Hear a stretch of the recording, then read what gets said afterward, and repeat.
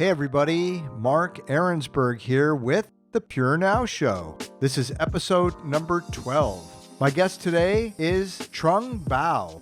Trung is originally from Hanoi. He is a creative director and digital artist now living in Poland.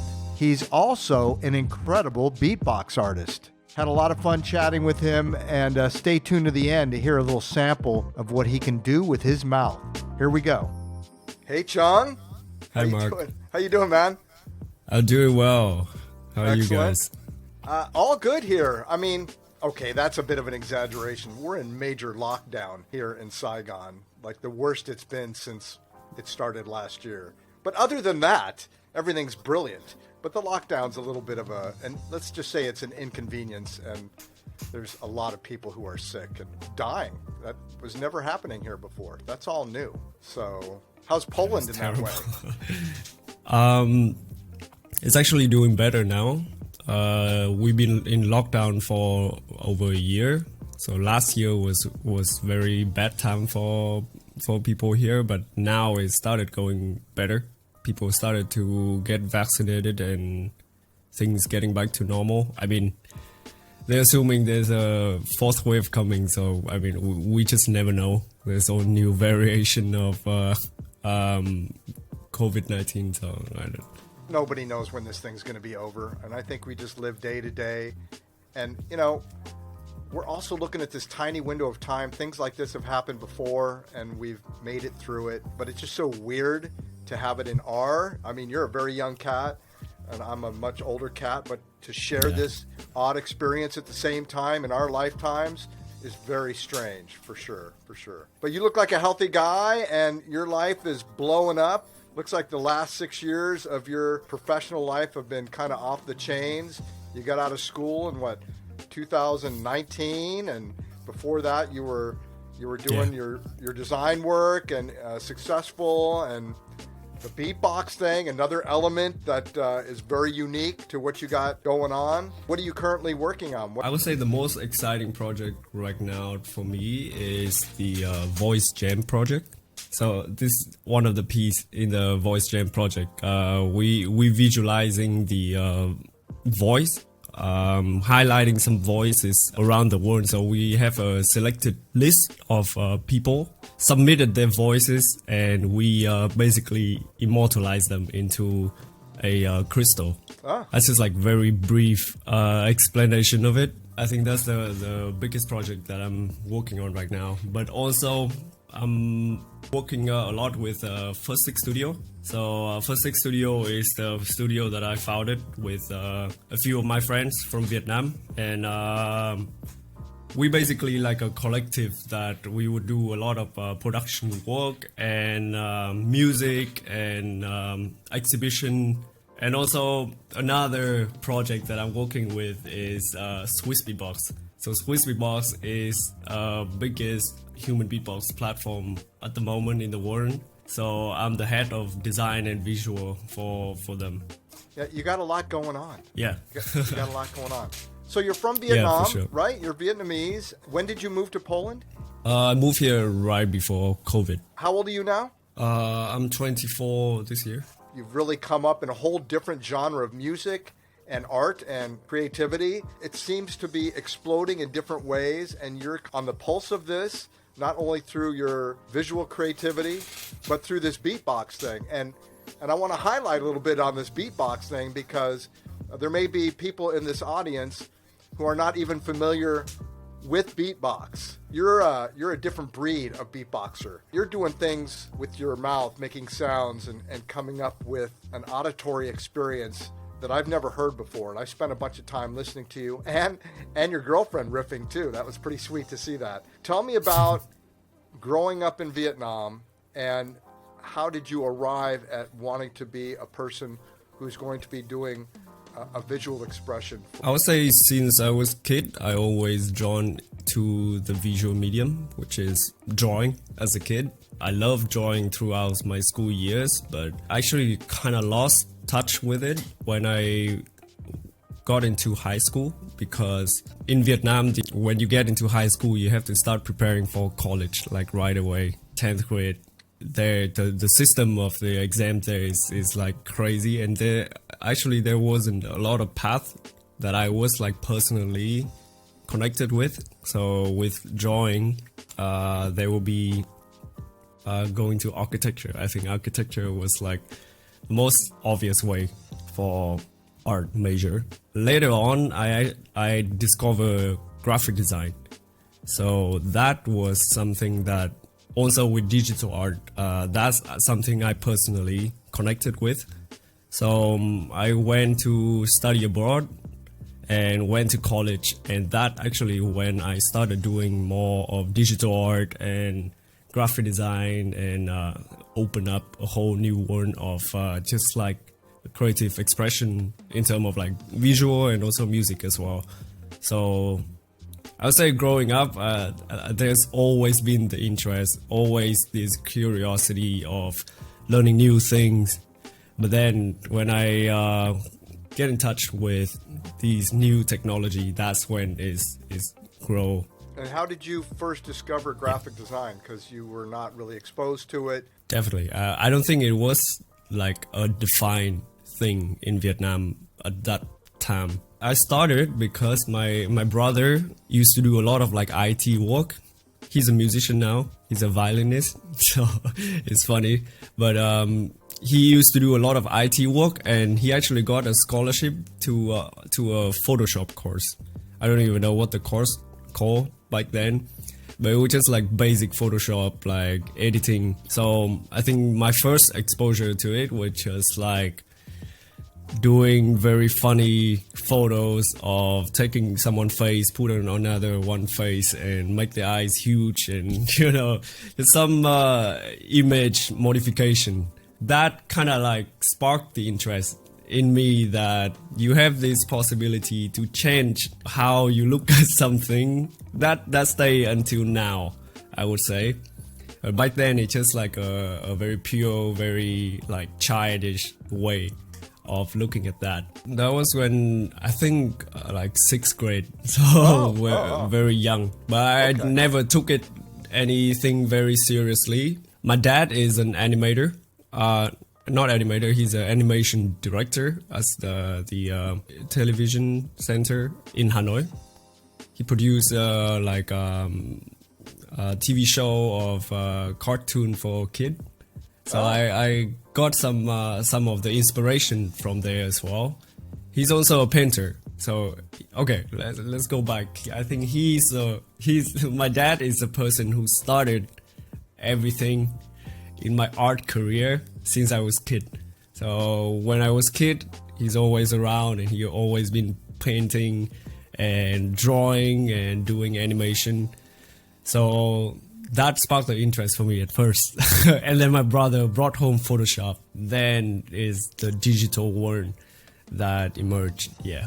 You went away to school to get some more skills, right? And where did you go abroad to go to school? I started out just going to high school for culture exchange. So there was nothing related to art, nothing related to music or graphic design at all. Literally, like I just came there because I was at English Center in Hanoi, and they have the program that they was marketing it. If you take a test, you have a chance to go to the US. I took the test, didn't think much, then I just went. So I think my mom was planning that a lot, but I personally at that time I didn't think much of it, but I would say it changed me forever since then. So I took 2 years in high school in Washington State. Then I go to college in Portland. So that's when I started graphic design, like more professionally. And being in Portland, which is like a hotbed of creativity, like on the pulse of everything musically too, that must have been incredibly influential in your work now, and maybe even in your beatbox style. That's the hub, man. It used to be New York, used to be San Francisco, used to be LA, but Portland, definitely you were there at the right time, taking in a lot of really cool stuff. How did that experience help mold the kind of creative work that you do now, and even the beatbox style that you've come up with for yourself? So I'm not sure if there's like a community that I can refer to, but definitely Portland was the starting point that I found some of my very close connection until now. So like a lot of influential people that I met there in graphic design, in visual, and not sure about beatbox because I was traveling around the US as well. Beatbox was more fun in Portland than anything professional, but other than that, it's great. It's a great experience, and especially going to school, going to college to study graphic design, give me like a foundation in a lot of way in what I create right now. And so, how did you take that really amazing experience in Portland and apply that to your professional career? So, like I said, I think how I look at it is more of the foundation, the basic, the principle of design, the principle of animation, the principle of things like in the core foundation of it. Then I have to take all of those knowledge that I learned from there and apply it to different projects.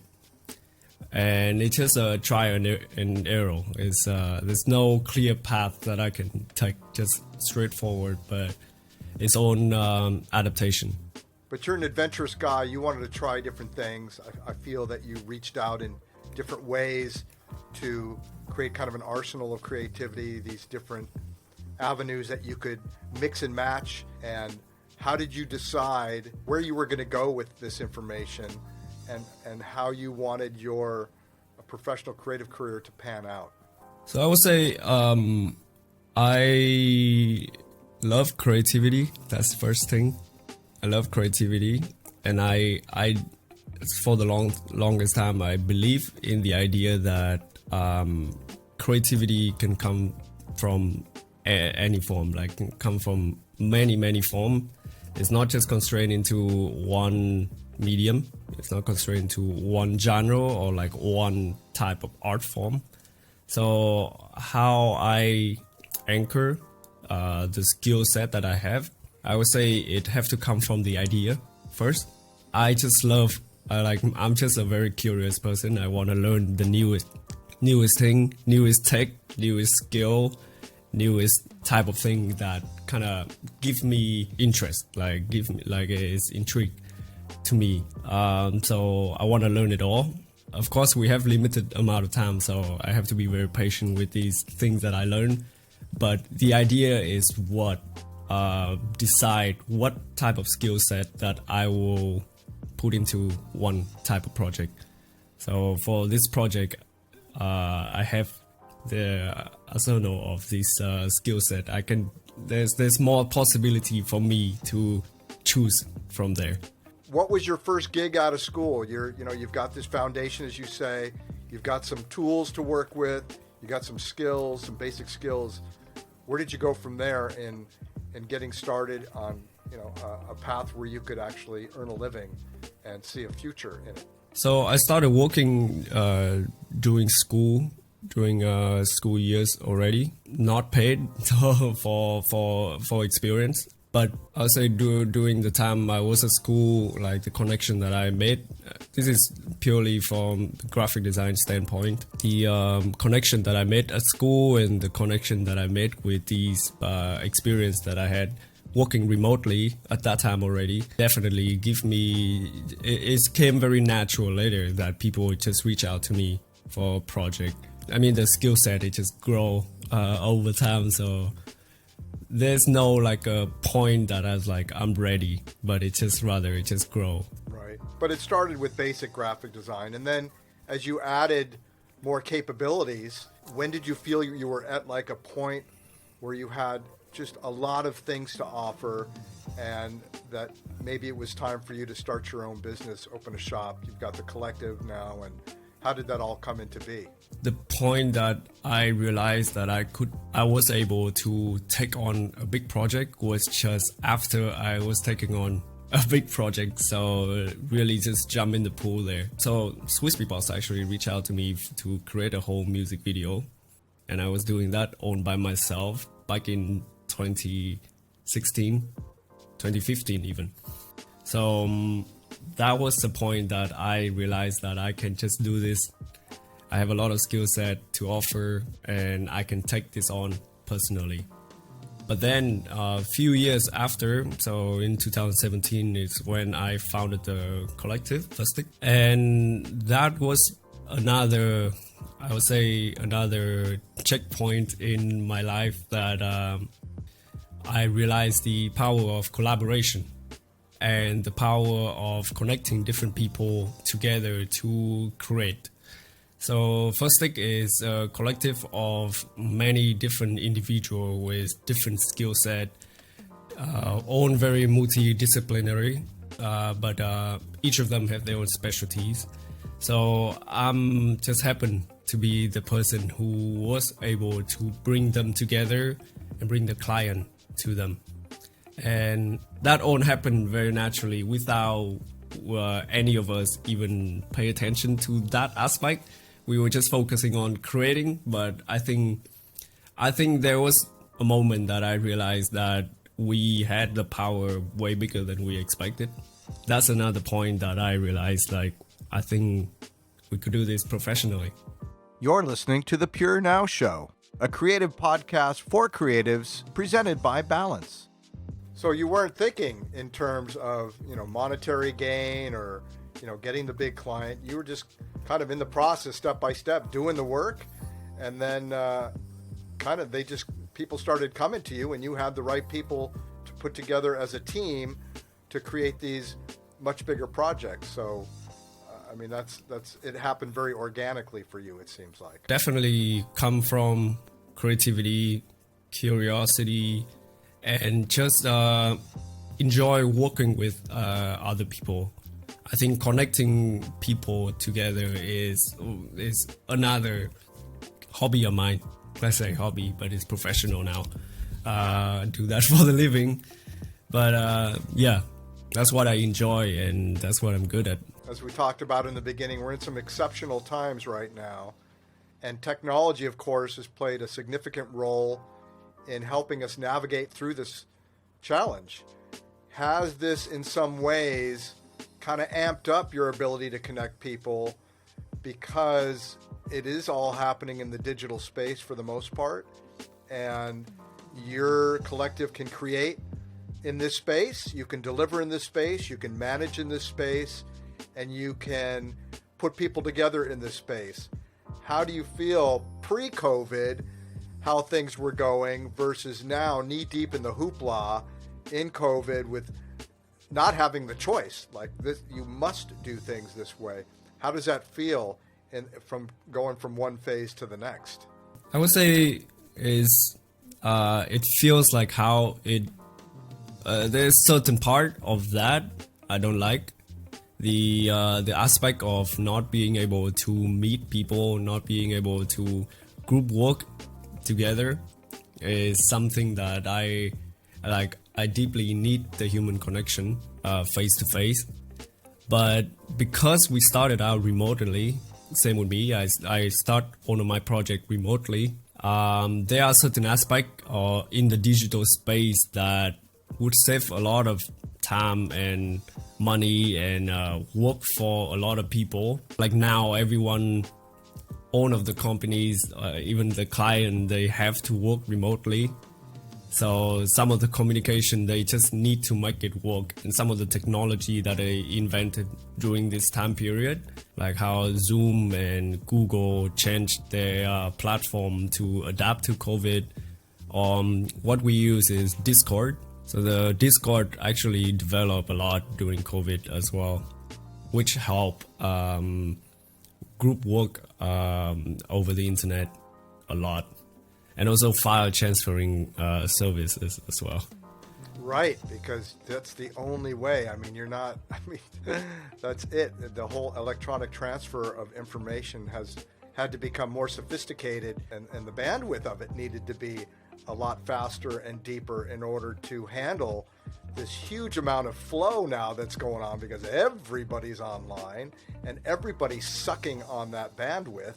And if COVID didn't happen, I mean, of course, where we're at technologically would have happened eventually, I'm sure, but we definitely have had an accelerated necessity to, come to terms with the new way of living and working. So I would imagine, yes, aside from the disconnection, the physical disconnection, which is very challenging for everybody, but you've leveraged this and you've taken advantage of the opportunities that it's presented.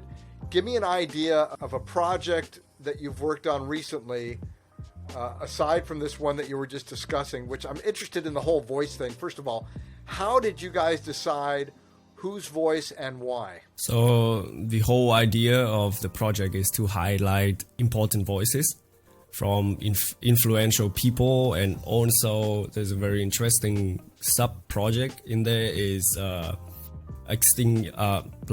endangered species.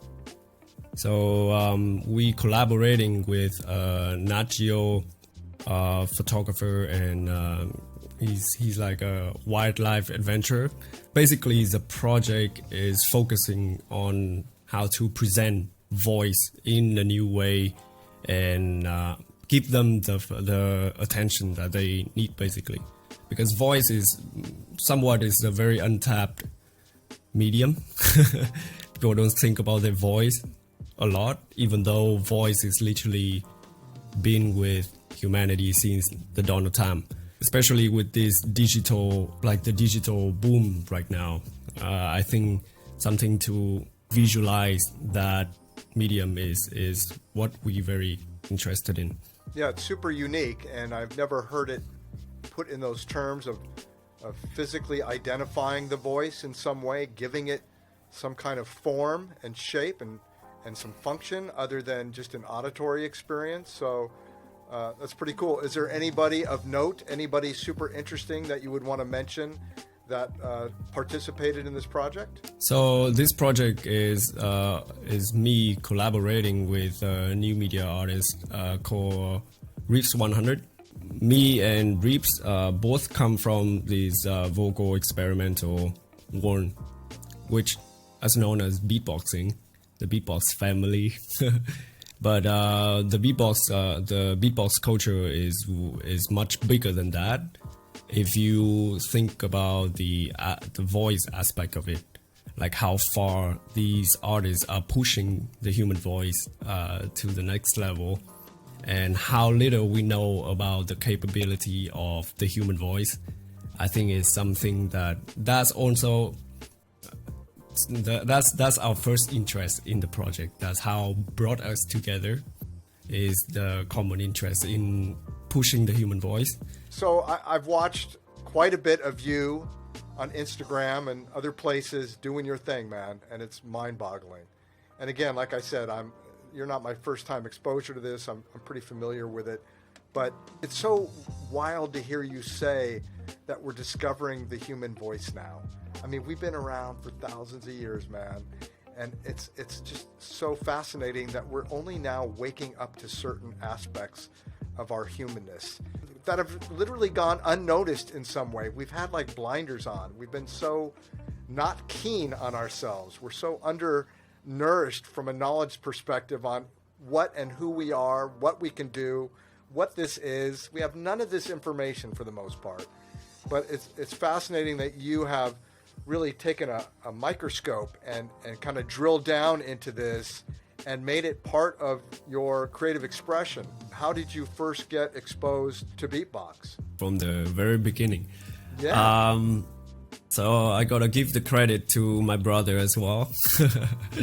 I have a bigger brother who just showed me cool stuff when I was a kid. So I'm very grateful for that. And the first clip that my brother showed me was from Razel. You know, the beatboxers, Razel. He was big in the 80s and to 2000, early 2000.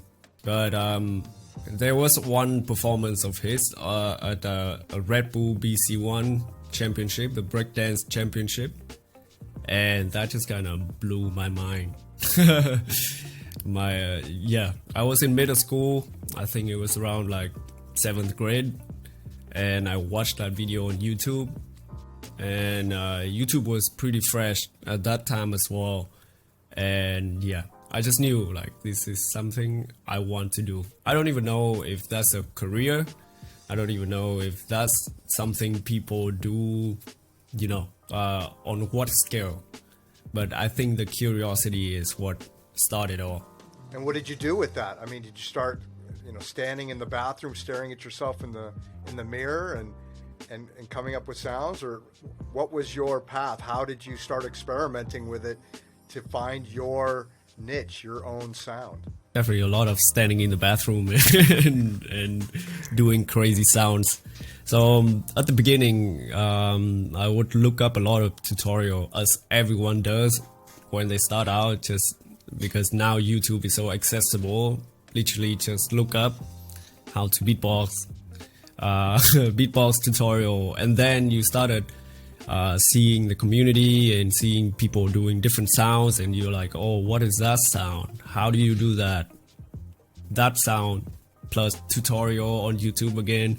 And then the more you learn, the more you kind of explore the inside functioning of your mouth, and just like all the different body part in there, which is very fascinating as well.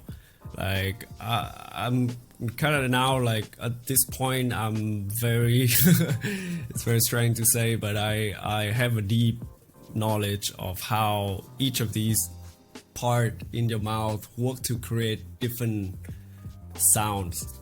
So it's just the process of learning so much. I just like learn on different sounds. Then I have this very deep understanding of it. After that, the creation of originality can come from there quite naturally by just testing things out. And you've been doing that for the past 6 years, right? 11 years now, actually. You've been doing it 11 total years now. 11 total years of beatboxing. Wow. Since that day, I would say. Since that day that my brother showed me the video, and That's amazing. And doing non-stop really, since then. Yeah, your skills are crazy too. I've never heard anybody beatbox like you. HaiHa was super excited about getting you on the show. You're super high ranked Awesome. in the beatbox world, and it's such a cool, different kind of attribute that you have that's unlike any of our guests that we've had on the show. And I honestly, I know beatbox is pretty popular, but I don't know that our audience is 100% familiar with beatboxing. But I know it's becoming more popular now, and certainly any human being who's got a mouth can play and experiment with being your own musical instrument, because essentially that's what we are. We are a musical instrument. Everything else, a violin, a piano, they're all expressions of probably what we can create with our own bodies. So once you discovered this and really started refining and making it your own, once you got to a certain point, I would imagine you had the confidence, you started recording yourself, maybe you got into competitions, you became immersed more into that world. How did that journey, how did that path take place? I used to go to some beatbox club in Vietnam in the very early of my career. That was when, that's something I miss deeply, is meeting beatboxers. That was a time when there's kind of like a second boom of information sharing between me and the beatboxers that I interacted with at that time period. It's around 2012 or 2013. And then after that, I just went away to America to study abroad. So I was staying in Washington State, and literally I was like the only beatboxers around the town. So I just had to stay at home and just practice on my own. But that pushed me to start to record more video and just share it on Facebook, share it on internet, and annoy my friend, just tagging everyone in it, like, check out my beatbox. And then we had Instagram, which is like a total visual platform. It just came around at that time, And that's where I started sharing more video, and also YouTube as well. But I think more frequently is Instagram, even until now. Is more short form. You could share very quick ideas on there. But there also where I connect with a lot of international artists as well. And I think in 2015 was the first time that I won an online contest for one of the biggest international beatbox competition in the world, which it was called Beatbox Shootout. And I got a ticket to go to Austria to compete in the top 8 of the event. I didn't win, but that was the starting point of me meeting the international scene of human beatbox. And that just started that whole journey. Then I came back to Austria, and I participated in more and more beatbox competition. In 2017, I participated in the American Beatbox Championship, got second place. Technically, I wasn't supposed to compete because I wasn't American, but I was staying there, so who cares? Their own fun anyways. And I competed in the World Champ after that, and yeah, it just went on since then. Many achievements, but this year there's in October there's also a World Championship. It's called Grand Beatbox Battle. Let's hope that it happens because it's supposed to be the international beatbox battle that everyone from different part of the world gonna come and compete. But COVID, so we never know.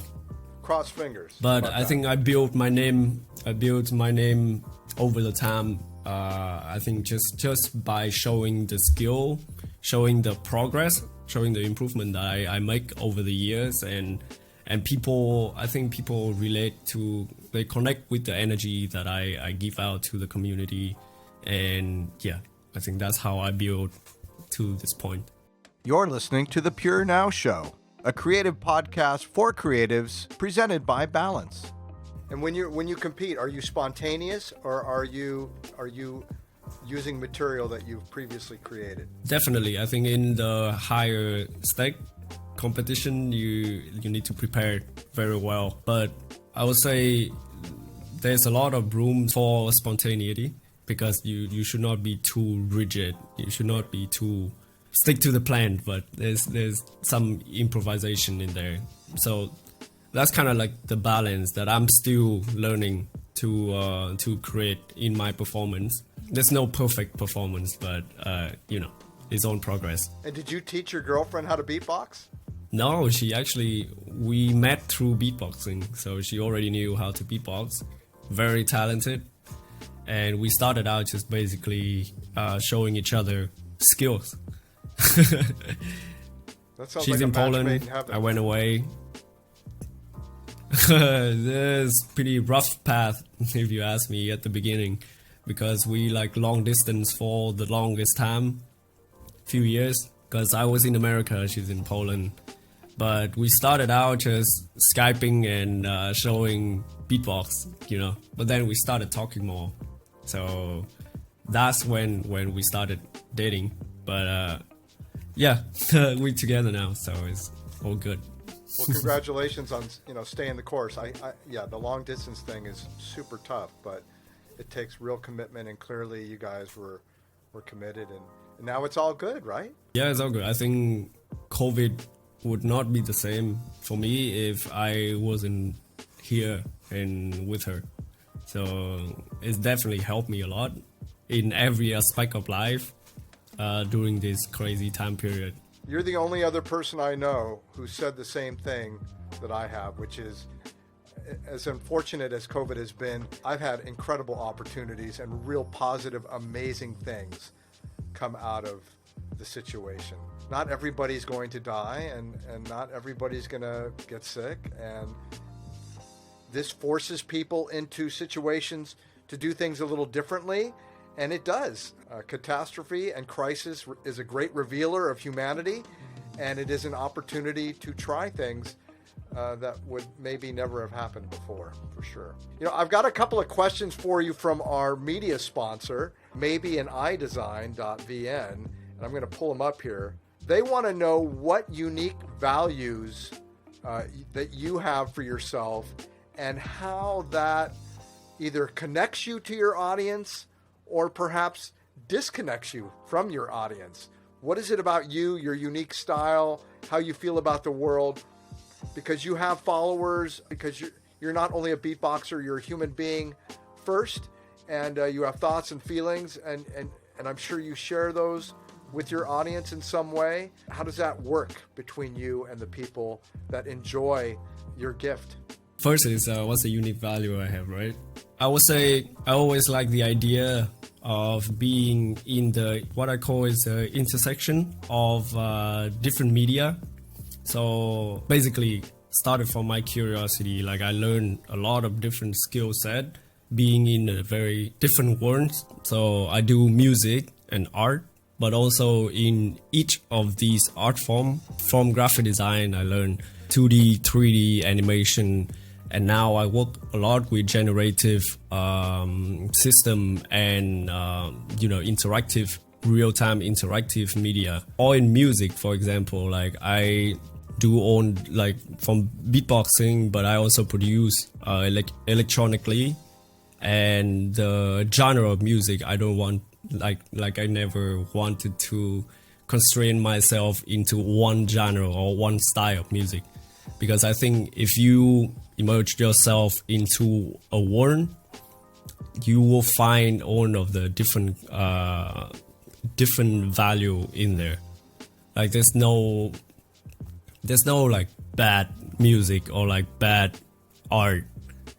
When people create something, I think there's something about that you can learn from there.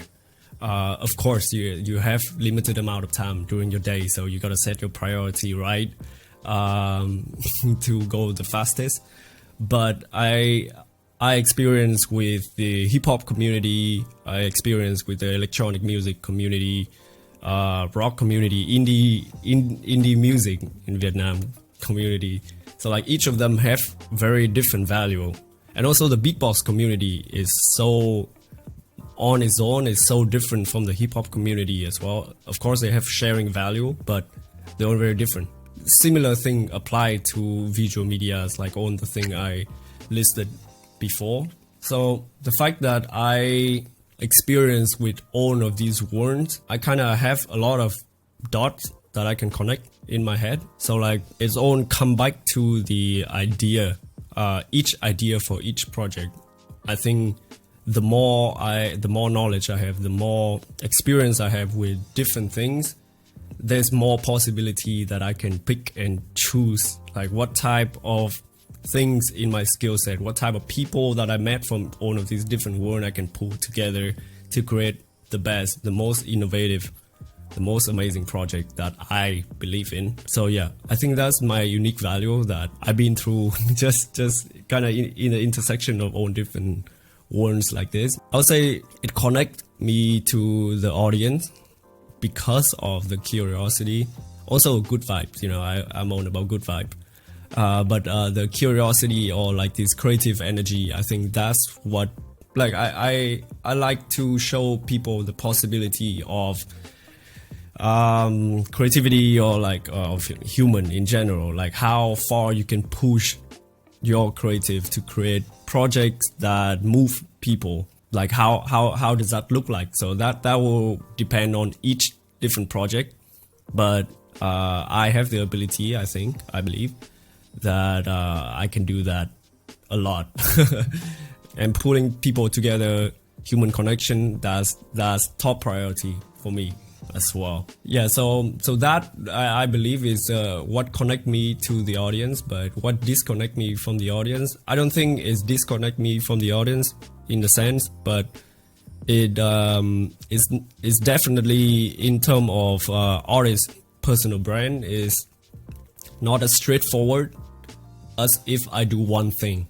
Like if I have one thing and I know exactly that those people like that thing, then it's super straightforward. But you see like multiple different things So like, I'm kind of an anti-specialist. I think people should be very good at things they do, but I don't think they should do like one thing. So like in terms of connecting to the audience, I believe like the disadvantage here is just it takes more time for people to see the actual value, which is the creativity, energy, human connection. Like that's what I'm on about. It's not beatbox, it's not graphic design, it's not animation. Like it's not one thing. And I think everyone can connect with that. Yeah, we're all integrated. We all have multiple skill sets. I mean, whether we find them and discover them or not, and most of us do not, which is maybe the saddest thing in the world. And that's why you stand out as someone who can inspire others to just try things. I mean, this is all, and you don't even try. Once you've tried, you've done. I mean, it's all about just doing things, just taking the initiative one step at a time. Any of my friends who've been successful either in writing or music, whatever they've done, it's just been steps. They were not superstars to begin with, and they didn't necessarily end up superstars, but they're doing what they want because they took the first step. And you can't do anything without doing the work. It's not going to just, it's not Harry Potterville. It's not going to just happen out of your wand. You got to make things happen. Especially now in the social media era, I think it's very easy for people to fall into the idea of that they have to make one thing. Once in a while, some people, some artists, or just normal people now on TikTok, right? They get a viral content. So when they get that viral content, they get this sense of like kind of belonging, or like this is the sense of purpose. And it's very easy to fall into the mentality of that's something that I have to create more forever because now finally I have the audience that listen to me. But that is, to me, is very limiting, and a lot of time is just views and likes, and it's not the true value. But it gives the people a sense of that, like that's the ultimate thing. So that's another thing that I love. I would love to show people that it's more than just views and likes, and more than just, yeah, you can do many things. Yeah, and once you have their attention with that one thing, that means you can expose them to lots of things. That's a door to open of opportunity to expose people to things through you that perhaps they never have been exposed to before. So yeah, being a one-trick pony, I mean, it's like a stand-up comedian that never changes his material or hers. You got to change your act. People are going to get bored after a while. They're looking for something new all the time now because we're inundated with imagery and audio and technology. So, you know, to stand out, you've got to constantly be evolving. And that's kind of part of the second question here. They want to know if there's any rule in combining your elements, music, design, technology, motion graphics, to create a product bearing your own mark. Is there any difficulty in balancing all these many facets of you and maintaining the Chung brand, who you are, and what you put out in the world? I think the first one is how to create originality when you are multidisciplinary. So how to create originality out of that. So I would say originality always comes from the idea. It's not the medium, it's not the skill set, it's not the technical skill or what you draw, what you sing, what you beatbox. It's not the sounds, it's not the clear thing that people perceive, but it's the idea. That's the originality. So from each of the project that I create, I start out with the idea, and then how to balance all of these different skill set is because I have experience with them. Like I said, there's more possibility, there's more choices for me to bring those skill set together. So I would say from there, it's just a matter of pushing this project to the max, like to the most innovative, the best project that I can imagine. So there's no limitation of skill set or people, or even if sometimes I don't know how to do a certain thing, I know the exact person that would fit in there that I can bring in and create that project with me. Yeah, so originality come from idea, definitely. Do you find any difficulty in balancing all of this, all these different aspects? I mean, because you're kind of you're the conductor in this orchestra, and you're the one putting the right pieces together to create some kind of a creative symphony. And do you find that challenging to maintain some kind of level of consistency and making sure that everybody has what they need and you have what you need? I would say the biggest difficulty that I have is definitely time limitation. Like I personally just cannot learn everything in the world as much as I love to. But it's all that limitation, I think, is bring to my second interest, which is human connection, connecting people together to create. That's just what I deeply passionate about. And yeah, I think balancing these, if you have the anchor, which is the idea, it's not hard to limit yourself into what you need for each project. So you don't go overboard, or you don't spend too much time doing something that not connected to the project. So yeah, it's not terrible. I actually like it. My last question is, what advice do you have for young people that are coming up in the creative business or the music business that could potentially help them avoid any unnecessary pitfalls or struggling? I mean, everybody's going to struggle no matter what. That's how you learn. But what's some advice that you can give some people to help them out on their path? I'd say firstly, take advantage of social media, how big social media, how accessible social media is at the moment. Not in the sense of putting out content, but to me, the most important thing is to connect with other people. Reach out to a lot of different people that you look up to, spend a good amount of effort on that, or just simply follow the artists who are on top. Like do a little bit of research to follow them, to get a deeper understanding of the art form of whatever you are working with. So the bigger your perspective is on it, the less you will be falling into these pitfall, because you have somewhat secondary experience from these artists. And then you form that perspective, but also throw yourself into experience it in real life. So you get the perspective from social media and also real life experience. Especially when you're young, I think just do a lot of work, do a lot of project that you believe in, I would say. So if you catch yourself doing project like on the day-to-day basis and it's just similar for like a few years, I think pay attention to certain element that could create that. I would say each project to grow, I think it would be good to set some challenge, at least for yourself or for the team that you're working with. Set out some challenge, try to do something that you never done before or you haven't perfected certain aspect. Like right now, my team working with a lot of programming, which we haven't done before, programming and using artificial intelligence. So that aspect we haven't integrated in the project yet, but every project that we do right now, we try to push that in. Just push. If it works, then it works. Then it's trial and error, But if it doesn't work, then it's all good. Well, I really appreciate you joining me on the Purenow show, Chung. It's been a pleasure to have you on, and I really appreciate your time.